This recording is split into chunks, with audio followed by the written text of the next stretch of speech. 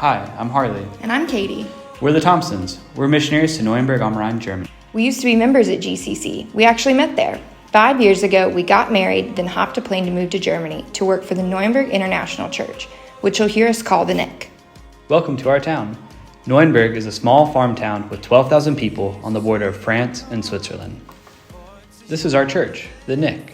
My job is the NIC Youth Director, so I meet with the teenagers, lead youth Bible studies, and take them on retreats. My job is the church administrator, but I also do women's ministry.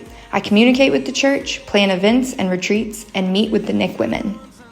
Together we lead Kindergruppe, which is a kids group that meets every Thursday night. We sing songs in both German and English, play a game, have a lesson in both German and English, and then finish with a craft. We heard you're learning about amazing works and miracles and thought we could share about our friends Hamed and Ivan. Hamed is a refugee from Iran, and he had to run away from his home and family because he was in danger. He moved to Neuenberg 6 years ago and lived across the street from the NIC. During this time, he had a son, Nivan. Here's a view from our office window. You can see where the refugees live. We wanted to give you an idea of how small Hamed and Nivan's room was in refugee housing, so here's our kitchen at the NIC. As you can tell, it's not super big, but this was about the size of their room. And so everything that they owned had to be in here. So in one corner, they had a bed that Hamed and Nivan shared the whole time they were there. They had a table and 2 little chairs. Then they had their wardrobe closet situation, and then everything else that they owned, from clothes to toys to pots and pans, everything had to be in this room, because then down the hall was the bathroom and the kitchen that they also had to share with everyone else that lived in refugee housing. Hamed needed help fixing his bike and came across the street to ask for help. We fixed the bike. He was searching for a job, so we hired him to clean the church. He has now been working at the NIC for over a year.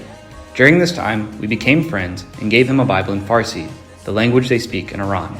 This year, around Easter, he started asking a lot of questions about the Bible as he read through Luke. He then started saying he was a Christian. In May, he started receiving threats from the other refugees where he lived because they are all Muslim and were angry that he was saying he is a Christian. The NIC was able to help him find an apartment to move to where they would be safe. In June, our pastor met with Hamed and he asked how he could be saved. Now he is going through classes to understand the gospel better, and he will be baptized next month. This is a miracle to us. God used Hamed's broken bike to bring him to the church and ultimately to himself. You never know what God will use to save someone. We hope you have fun learning about other miracles this week.